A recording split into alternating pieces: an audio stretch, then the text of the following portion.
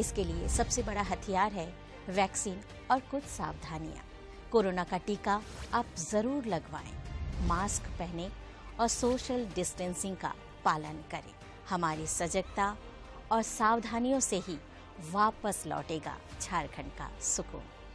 जोहार। प्रिय झारखंड वासियों, जिंदगी खेलने के 1000 मौके देती है, पर जिंदगी कोई खेल नहीं। कोरोना महामारी के संक्रमण को हर हाल में रोकना होगा। कोरोना से आपकी हिफाजत के लिए सरकार ने टीकाकरण के पुख्ता इंतजाम किए हैं। जोहार।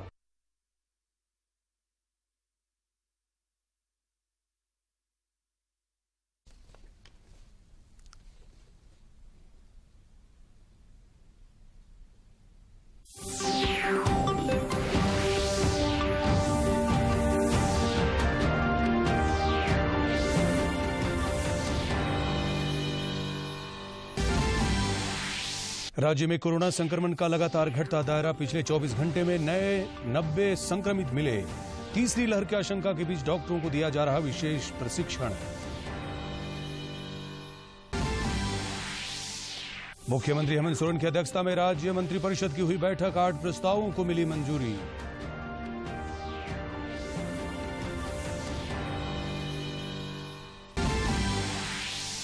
केंद्र ने जल जीवन मिशन के तहत झारखंड को 4 गुना वृद्धि के साथ 2479 करोड़ रुपए का अनुदान आवंटित किया। 2024 तक नल के जरिए हर घर तक जल पहुंचाने की है योजना।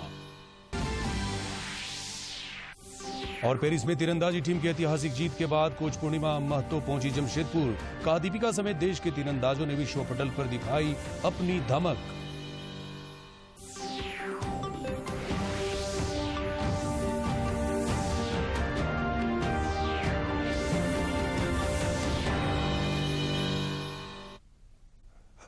नमस्कार, खबरें झारखंड में आपका स्वागत है। मैं हूं अरविंद कुमार गुप्ता और समाचारों में आगे बढ़ने से पहले ये संदेश।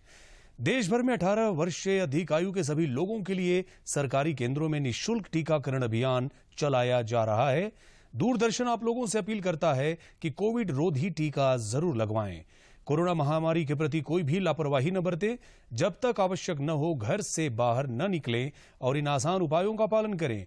मास्क लगाएं, 2 गज की सुरक्षित दूरी बनाए रखें, बार बार हाथ धोएं और चेहरा भी साफ रखें।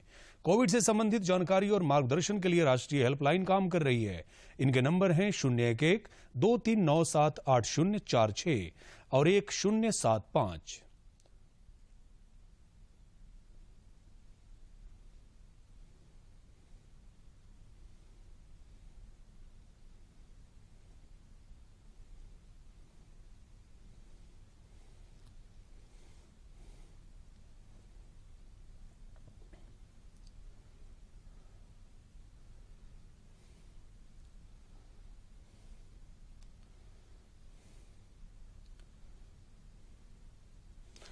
और अब समाचार विस्तार से। देश में कोविड-19 के पिछले 102 दिनों में पहली बार 40,000 से कम मामले दर्ज किए गए हैं।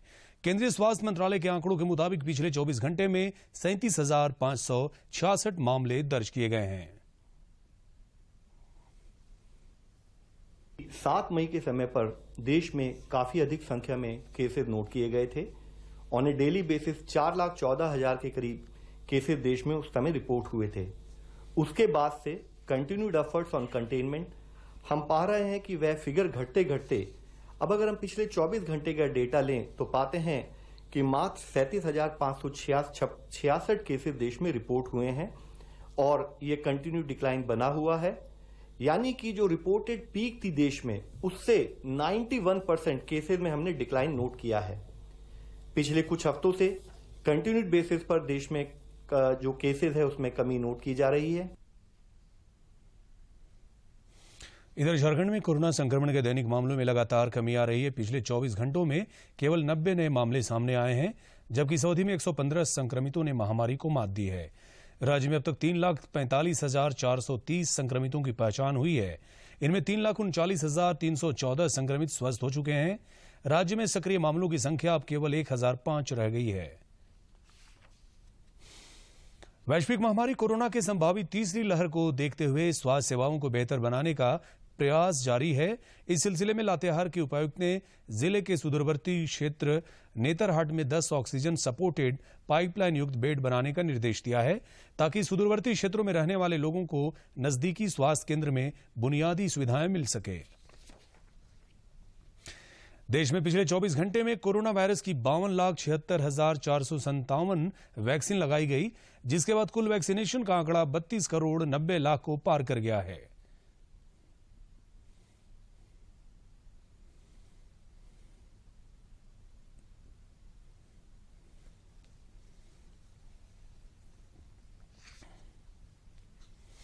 पूर्वी सिंहभूम जिले में आज 45 से ऊपर उम्र वालों को टीके का दूसरा डोज दिया गया। पूरे जिले में शहरी और ग्रामीण क्षेत्र में आज केवल कोविशील्ड और कोवैक्सीन का विभिन्न संस्थानों पर दूसरा डोज दिया जा रहा है। डोज भी जरूर ले लें। बहुत जरूरी है। जैसे अभी कोविड जिस तेजी से फैल रहा है, सेकेंड वेव तो खत्म हुआ, थर्ड वेव ना इससे बचने के लिए लोगों को वैक्सीन लेना बहुत जरूरी है। इसलिए जरूरी है, कोरोना का जो महामारी चल रहा है उसी के अनुसार देखते हुए अपना सुरक्षा के लिए लेना पड़ रहा है, बचाव के लिए। हम चाहते हैं कि सभी लोग और इस बीमारी से बचे, कोरोना की बीमारी से कम लोग बचने का प्रयास करें और वैक्सीन जरूर लें। टीका केंद्र पर मौजूद कोऑर्डिनेटर विकास कुमार ने बताया कि लोगों को परेशानी न हो, इसलिए दूसरे डोज के लिए विशेष इंतजाम किए गए। उन्होंने कहा कि वैक्सीन लेने से कोरोना से बचाव का सुरक्षा कवच बनता है और यह पूरी तरह सुरक्षित भी है। वैक्सीन लेना इसलिए जरूरी है कि सभी लोग कनेक्टिविटी में रहते हैं। अगर वैक्सीन वो ले लेंगे तो आप इंजर्ड नहीं होंगे, आप हॉस्पिटल के नौबत तक नहीं आएगी, आपको कोरोना नहीं होगा, ये गारंटी नहीं लेती है वैक्सीन, मगर ये गारंटी लेती है कि आप सेफ है, लाइफ सेफ है।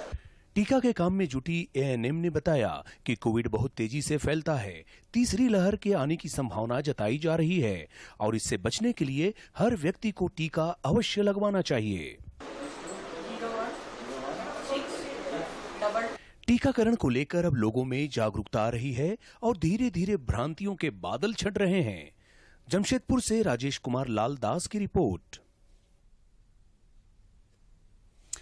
रामगढ़ में कोरोना संक्रमितों की संख्या शून्य होने से वैक्सीनेशन के प्रति लोगों का उत्साह बढ़ा है। पेश है रामगढ़ साईं मंदिर प्रांगण से यह ग्राउंड रिपोर्ट।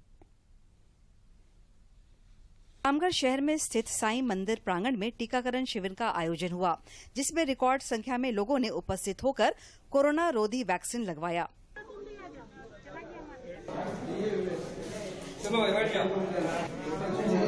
मंदिर प्रबंधक शिविर द्वारा साईं मंदिर के 11वें स्थापना दिवस के अवसर पर आयोजित इस वैक्सीनेशन कैंप का उद्घाटन जिले के सिविल सर्जन और अन्य लोगों द्वारा दीप प्रज्वलित कर किया गया तथा सभी वक्ताओं ने लोगों से कोरोना रोधी टीका लेने की अपील की। यहाँ पर लोगों ने बढ़ चढ़कर आज टीका लिया और जागरूक दिखे लोग टीका लेने के प्रति, और हम सबसे अनुरोध करते हैं कि अपने बारी आने पर सभी कोरोना वैक्सीन जरूर लें।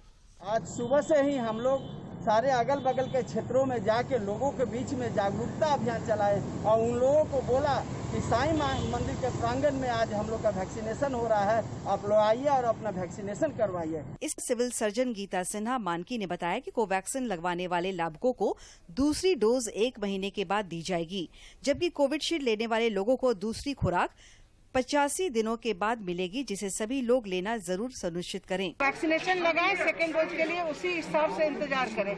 अगर कोवैक्सीन लगवाते हैं तो 1 महीना बाद फिर लगेगा, कोविशील्ड लगवाएंगे तो 84-85 डेज के बाद लगेगा। कोरोना से जारी जंग को वैक्सीनेशन अभियान ने जबरदस्त संबल है। झारखंड समेत देश भर में अगर कोरोना की धार और चाल कम हुई है तो उसका बड़ा श्रेय टीकाकरण को भी जाता है, जिससे देश की एक बड़ी आबादी कोविड महामारी से महफूज हुई है। रामगढ़ से के तिवारी की रिपोर्ट।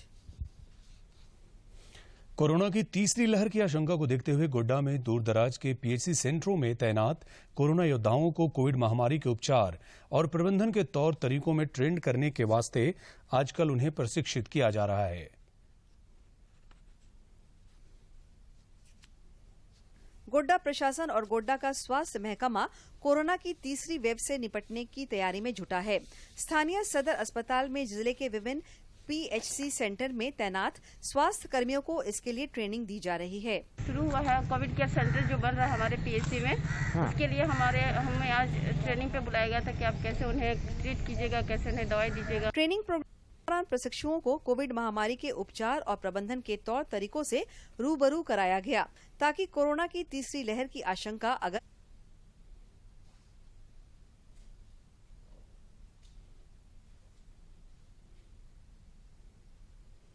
मीडियम में है, कोई मतलब कि कम खतरा वाला है, कौन सा सामान उन लोगों को कैसे कैसे लगाना, सारा इंस्ट्रूमेंट के बारे में भी बताया गया है। इधर प्रशिक्षण कार्यक्रम में शामिल प्रशिक्षुओं ने ट्रेनिंग को बहुत उपयुक्त और उपयोगी बताया। उन्होंने कहा कि वे अपने अपने स्वास्थ्य केंद्रों में कोरोना मरीजों का इलाज शुरू कर देंगी। कोविड-19 का जो है पेशेंट जो आता है कोरोना का, उसी का ट्रेनिंग हम लोग को मिला है, कैसे काम करना है, कैसे ऑक्सीजन लेना, कैसे उसका ये करना। फिलहाल वैश्विक महामारी कोरोना की रफ्तार थमी हुई दिख रही है, लेकिन इस बहुरूपीय अदृश्य दुश्मन से सचेत रहने की जरूरत है। पहली लहर और फिर दूसरी लहर ने जिस प्रकार की चुनौतियां खड़ी की, उसको देखते हुए भविष्य की तैयारियों को और बेहतर बनाने की आवश्यकता है, ताकि इस महामारी के जोखिम को कम किया जा सके। गोड्डा से रंजन कुमार की रिपोर्ट। कोरोना की तीसरी लहर की आशंका के बीच रांची में डॉक्टरों को विशेष प्रशिक्षण दिया जा रहा है।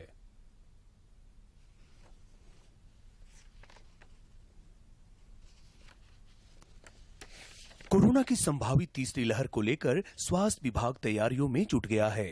तीसरी लहर का बच्चों पर अधिक असर होने की आशंका के मद्देनजर में डॉक्टरों और नर्सिंग स्टाफ को प्रशिक्षित किया जा रहा है। रांची के रानी हॉस्पिटल में विभिन्न जिलों से आए डॉक्टर और नर्सिंग स्टाफ को प्रशिक्षण दिया जा रहा है। इसमें जो कोविड का संभावना जताया जा रहा है कि तीसरी लहर आएगी, तो उसके लिए हम लोग को समुचित बच्चों का इलाज देने के लिए तैयार किया जा रहा है। संभावना व्यक्त किया जा रहा है कि आने वाला तीसरा लहर जो होगा बच्चों के लिए होगा, तो बच्चों को हम लोग किस हद तक समुचित सेवा कर पाएं, उन्हें ट्रीटमेंट दे पाएं, इसके लिए प्री ट्रेनिंग चल रहा है। डॉक्टरों को कोरोना संक्रमण के दौरान पीआईसीयू और एनआईसीयू को संभालने की तकनीकी जानकारी दी जा रही है। प्रशिक्षण ले रहे डॉक्टरों ने बताया कि कोरोना की तीसरी लहर में बच्चों पर अधिक असर होने की आशंका को लेकर यहां 6 दिवसीय प्रशिक्षण दिया जा रहा है। स्पेशली हम लोग को भेजा गया है 6 दिवसीय ट्रेनिंग के लिए। यहाँ जो कोविड का जो आने वाली संभावना जो है आगामी 2-3 महीनों में, यहाँ कुछ केसेस भर्ती हैं हमारे रानी चिल्ड्रेन में, कोविड से पोस्ट कोविड वाले केसेस। उसी तरह कोविड वाले जो केसेस वहाँ होंगे हमारे सदर अस्पताल में भी, उनको अच्छी तरह से हम लोग देखभाल कर सकें, अच्छी तरह से कर सकें। और हमें गवर्नमेंट की तरफ से यहाँ पे ट्रेनिंग के लिए भेजा गया है रानी हॉस्पिटल में। प्रशिक्षण के दौरान डॉक्टरों को नई तकनीकी ज्ञान एवं इमरजेंसी में कैसे देखरेख किया जाता है उसके बारे में बताया जा रहा है, ताकि बच्चों को समुचित देखभाल किया जा सके। रांची से सरिता की रिपोर्ट। स्वास्थ्य एवं परिवार कल्याण मंत्री बन्ना गुप्ता ने कहा है कि कोरोना काल में मरीजों के बेहतर इलाज उपलब्ध कराने के लिए सरकार तत्पर है। श्री गुप्ता आज एक निजी अस्पताल में विशेष वार्ड के उद्घाटन के अवसर पर बोल रहे थे। इस अवसर पर उन्होंने कहा कि इस अस्पताल में बेहतर इलाज उपलब्ध कराने के लिए स्त्री रोग और प्रसूति रोग विभाग की शुरुआत की जा रही है। रांची के सिविल सर्जन विनोद कुमार ने जिले के अनगढ़ा प्रखंड के कुच्चू पंचायत में डायरिया प्रभावित गांवों का दौरा किया और उनकी स्वास्थ्य की जांच की। इस मौके पर उन्होंने कहा कि डायरिया पर काबू पा लिया गया है। उन्होंने डायरिया से प्रभावित लोगों के बीच आवश्यक दवाओं का वितरण भी किया।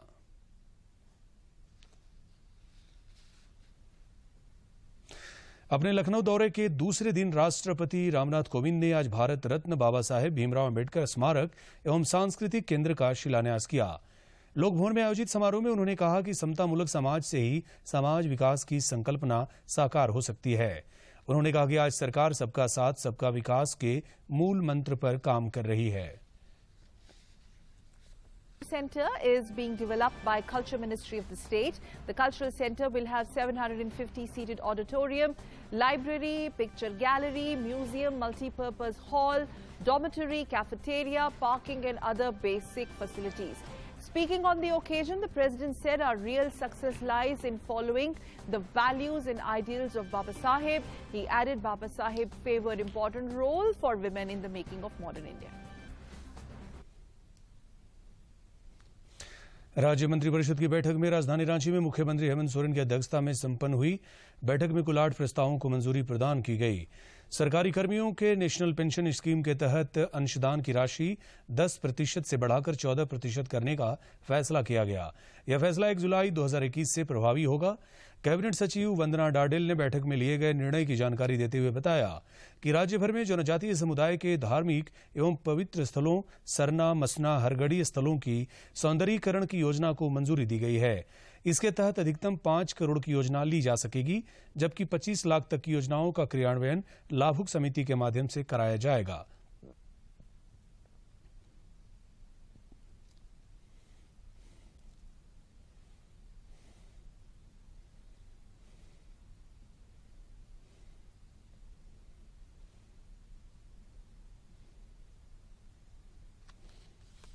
पवित्र स्थलों में आधारभूत संरचनाओं का निर्माण यथा पेयजल की व्यवस्था, मल्टीपर्पज हॉल का निर्माण, चबूतरा का निर्माण, landscaping, gardening, driveway, walkway, parking की व्यवस्था, सोलर आधारित बिजली की व्यवस्था इत्यादि।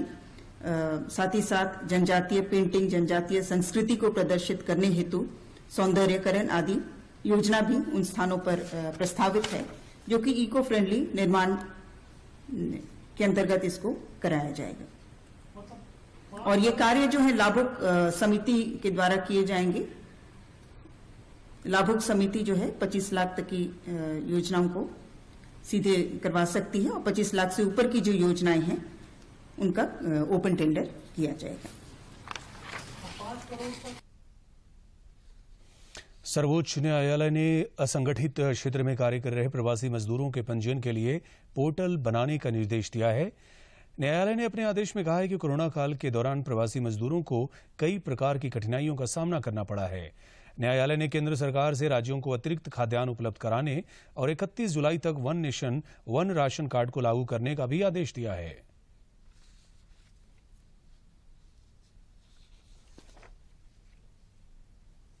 संगठित मजदूरों के पंजीकरण के लिए पोर्टल तैयार करें। इसके अलावा सुप्रीम कोर्ट ने सभी राज्यों को 31 जुलाई तक one nation one ration card को लागू करने का भी निर्देश दिया है।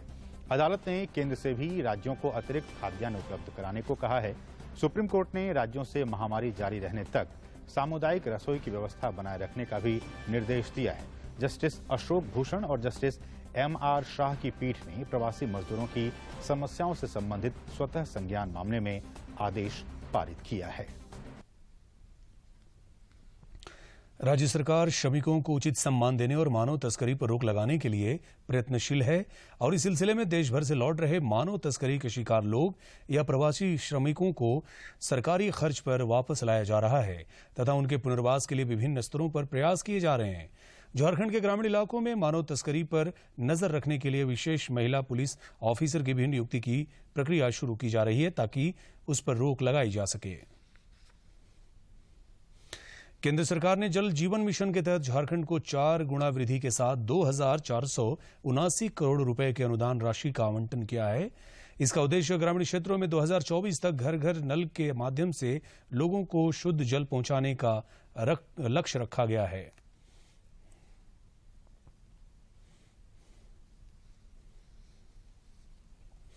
भारी उद्योग और सार्वजनिक उपक्रम मंत्री प्रकाश जावड़ेकर ने आज नेट्रैक्स इंदौर में 11 किलोमीटर 300 मीटर लंबे विश्व स्तरीय हाई स्पीड ट्रैक का वर्चुअल शुभारंभ किया। श्री जावड़ेकर ने कहा कि यह इस तरह का एशिया में सबसे लंबा ट्रैक है। उन्होंने कहा कि अत्यधिक महंगी कारों और अन्य श्रेणी के वाहनों की अधिकतम गति क्षमता का परीक्षण करने के लिए इसका उपयोग किया जाएगा।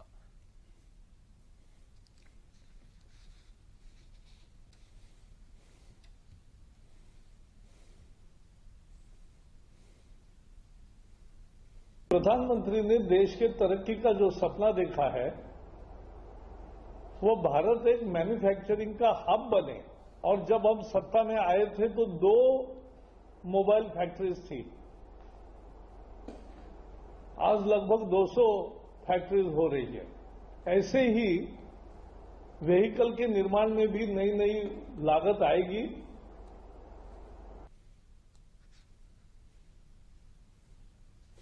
पेरिस में आयोजित हुए विश्व कप तीरंदाजी के तीसरे चरण के बाद जारी हुए ताजा विश्व रैंकिंग में दीपिका कुमारी ने फिर से नंबर 1 की रैंकिंग हासिल कर ली है। दीपिका ने रविवार को एक ही दिन में 3 स्वर्ण पदक जीतकर नया रिकॉर्ड भी बनाया था।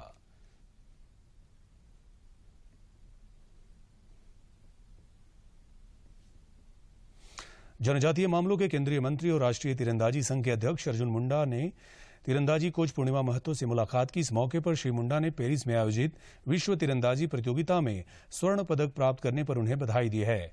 उधर पेरिस तीरंदाजी विश्व कप में पुरुष कंपाउंड वर्ग में भारत के अभिषेक वर्मा ने अमेरिका के क्रिस स्काफ को शनिवार को ट्राई ब्रेक में पराजित कर गोल्ड मेडल जीता। इसके साथ ही उन्होंने विश्व के नंबर 1 तीरंदाज होने का भी गौरव हासिल किया। आज अभिषेक वर्मा ने भारतीय तीरंदाजी संघ के अध्यक्ष एवं केंद्रीय मंत्री अर्जुन मुंडा से उनके दिल्ली स्थित आवास में मुलाकात की।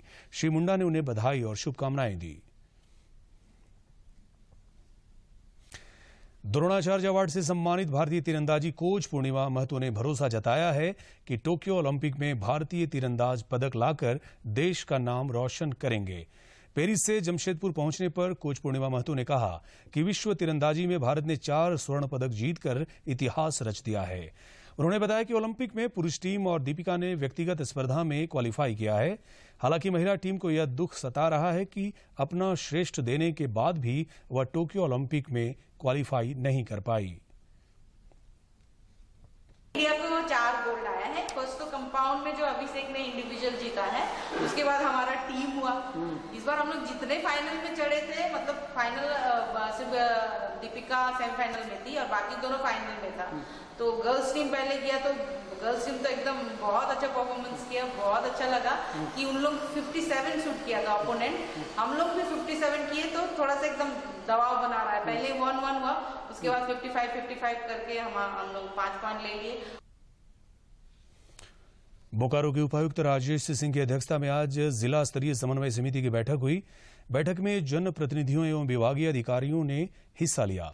इस मौके पर उन्होंने जिले में संचालित विभिन्न योजनाओं की समीक्षा की। साथ ही उन्होंने सभी बैंकों के शाखा प्रबंधकों को आवश्यक निर्देश दिए। श्री सिंह ने कहा कि लक्ष्य के अनुरूप कार्य नहीं करने वाले बैंकों के खिलाफ कड़ी कार्रवाई की जाएगी। सिमडेगा जिले में हॉकी से जुड़े वरिष्ठ अधिकारियों की बैठक हुई। इस मौके पर कोरोना काल में खिलाड़ियों को हो रही कठिनाइयों पर चर्चा की गई। खिलाड़ियों को सप्ताह में एक दिन ऑनलाइन क्विज प्रतियोगिता आयोजित करने तथा 15 नवंबर को बिरसा जयंती के दिन उन्हें पुरस्कृत करने का भी निर्णय लिया गया। राज्य भर में मानसून सक्रिय है। पिछले 24 घंटे में सर्वाधिक बारिश राजमहल में 22.6 मिलीमीटर रिकॉर्ड की गई। मौसम विभाग ने अपने पूर्वानुमान में बताया है कि अगले 5 जुलाई तक राज्य के अधिकांश हिस्सों में हल्के से मध्यम और कहीं कहीं भारी बारिश की संभावना है। इस दौरान कुछ क्षेत्रों में वज्रपात की भी आशंका व्यक्त की गई है। रामगढ़ जिले में पुलिस ने 3 अपराधियों को गिरफ्तार किया है। गिरफ्तार अपराधी एक ठेकेदार पर गोलीबारी के आरोपी थे और मोटरसाइकिल पर सवार होकर भाग रहे थे। भागने के क्रम में तीनों अपराधी जिले के बासल थाना क्षेत्र में दुर्घटनाग्रस्त हो गए, जिसके बाद पुलिस ने उन्हें गिरफ्तार कर लिया।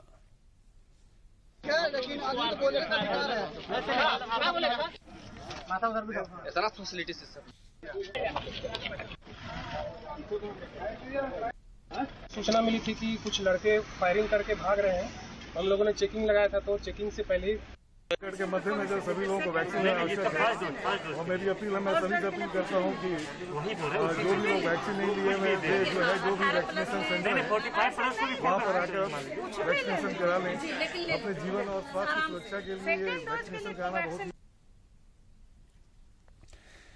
देश को खेल प्रतिभाओं से काफी उम्मीदें हैं, लेकिन अफसोस है कि कई प्रतिभाएं हालात की मार से इस कदर परेशान हैं, उन्हें अपने परिवार का भरण पोषण करने के लिए अपने सपनों को तिलांजलि देना पड़ रहा है। पेश है जमशेदपुर से यह खास रिपोर्ट। हम सभी जानते हैं कि खटारा या खराब गाड़ियों की मंजिल अक्सर गैराज हुआ करती है और इसी गैराज की खटपट और धूल धक्कड़ में जमशेदपुर के राष्ट्रीय हैंडबॉल खिलाड़ी विकास कुमार पांडे की प्रतिभा परिवार के भरण पोषण की जिम्मेदारियों के तले दबी है। जहां झारखंड टीम में 4 बार हिस्सा ले रहे और कभी खेल के मैदान में अपनी प्रतिभा का जलवा बिखेरने वाले विकास कुमार पांडे अब गैरेज में गाड़ियों की मरम्मत करते नजर आ रहे। विकास कुमार पांडे की इस मजबूरी के पीछे कुछ तो उनकी किस्मत जिम्मेदार है, तो कुछ कोरोना काल और सिस्टम की मार का असर है। CBSE नेशनल क्लस्टर में मिला था और वो 2018 में मिला था। काम करने का आर्थिक तंगी का कारण काम कर रहे हैं। राज्य और राष्ट्रीय स्तर के विभिन्न हैंडबॉल प्रतियोगिताओं में गोल्ड मेडल हासिल कर परचम लहराने वाले इस 20 वर्षीय होनहार खिलाड़ी को बिष्टुपुर के इस गैराज में बतौर हेल्पर काम करने के एवज में 4,000 रुपए मासिक वेतन मिलते हैं, जो उनकी प्रतिभा के कद्रदानों की नजर में नाकाफी है। गैरेज मालिक मोहम्मद अमजद का भी कहना है कि विकास पांडे बेहतर और बड़े खेल के मंच के हकदार हैं। मन में यही चला कि आर्थिक स्थिति इसके घर का बहुत खराब था। पता चला कि एक नेशनल खेलने वाला लड़का है, इसका जगह होना चाहिए ग्राउंड में, और ये आकर के मतलब जो है गैरेज लाइन में काम कर रहा है। मौजूदा समय में आर्थिक तंगी की वजह से विकास की ना ही सही से पढ़ाई हो पाई और ना ही उन्हें खेलकूद प्रतियोगिताओं में अपनी प्रतिभा दिखाने का मौका ही मिल रहा है। विकास को जिम्मेदारों से भी मदद की आस थी, मगर वो भी अभी तक खोखली साबित हुई है। हम सरकार से यही अपील करते कि मेरे घर में कोई रोजगार वाला होए जिससे मेरा घर चले, तो हम अपना खेल और पढ़ाई जारी रखेंगे, नहीं तो फिर अपना तो काम धाम में ही आगे देखना है। ये दुर्भाग्यजनक है। जिस राष्ट्रीय स्तर के हैंडबॉल खिलाड़ी की जगह आज मैदान में होनी चाहिए थी, वो सिस्टम की मार की वजह से गैरेज में गाड़ियों की केंद्र सरकार इलेक्ट्रिक वाहनों को अपनाने के लिए लोगों को प्रोत्साहित करने के लिए लगातार प्रयास कर रही है। केंद्रीय सड़क परिवहन और राजमार्ग मंत्रालय ने अब इलेक्ट्रिक वाहनों को पंजीकरण शुल्क से छूट देने का प्रस्ताव दिया है। प्रोत्साहित कर रही है। सरकार की तरफ से जहां अलग अलग स्कीम्स के जरिए ई वाहनों पर सब्सिडी दी जा रही है, वहीं खरीदारों के लिए भी कई तरह की छूट का ऐलान किया जाता रहा है। सरकार की कोशिश है कि भारतीय परिवहन बाजार को जल्द से जल्द ई मोबिलिटी में तब्दील किया जाए। हालांकि भारत में अभी ई व्हीकल्स के लिए काफी चुनौतियां हैं, लेकिन ऑटोमोबाइल कंपनियां इस ओर तेजी से काम कर रही हैं। आइए आपको बताते हैं इलेक्ट्रिक वाहनों से होने वाले फायदे। कम प्रदूषण। ये गाड़ियां पेट्रोल और डीजल वाहनों के मुकाबले काफी कम प्रदूषण फैलाती हैं। खर्चों में कमी। इन वाहनों के रखरखाव पर खर्चे कम होते हैं। कम ध्वनि प्रदूषण। इन वाहनों से दूसरे वाहनों के मुकाबले प्रदूषण कम होता है और ये काफी कम आवाज भी करते हैं। इलेक्ट्रिक वाहनों को लेकर लोगों में अब उत्साह बढ़ता जा रहा है। काफी टाइम से पेट्रोल और डीजल वाली गाड़ियाँ यूज कर रहा हूँ, बट क्योंकि गवर्नमेंट काफी अच्छी सब्सिडी दे रही है और ये जो इलेक्ट्रिसिटी व्हीकल हैं ये एनवायरनमेंट फ्रेंडली भी हैं और कॉस्ट इफेक्टिव भी हैं, और इसी वजह से मैं कोशिश कर रहा हूँ कि आने वाले कुछ दिन में। दूरदर्शन झारखंड पर पल पल की खबरों से जुड़े रहने के लिए आप हमारे social media platform Twitter, Facebook और यूट्यूब से भी जुड़ सकते हैं, क्योंकि खबरों से जितना बाखबर रहना जरूरी है, उससे भी ज्यादा जरूरी है सटीक, संतुलित और निष्पक्ष समाचार। हमारा ट्विटर हैंडल और फेसबुक पेज है डीडी न्यूज झारखंड। आप हमें YouTube channel Jharkhand DD news पर भी देख और सुन सकते हैं।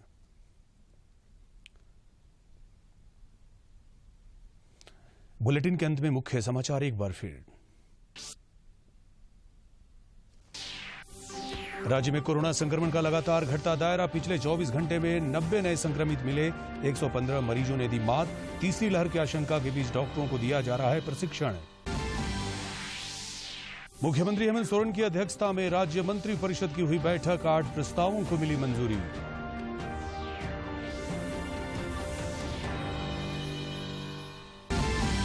केंद्र ने जल जीवन मिशन के तहत झारखंड को 4 गुना वृद्धि के साथ 2,479 करोड़ रुपए का अनुदान आवंटित किया।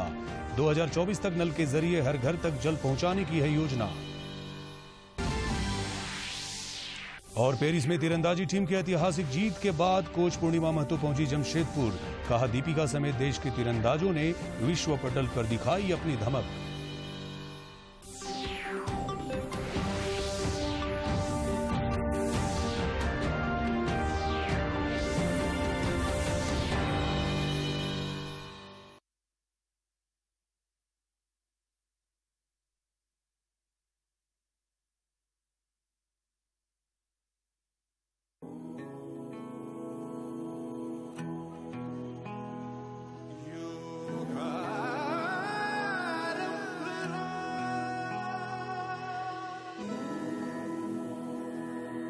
सांसों में छिपा है ये, पुरखों की कृपा है ये।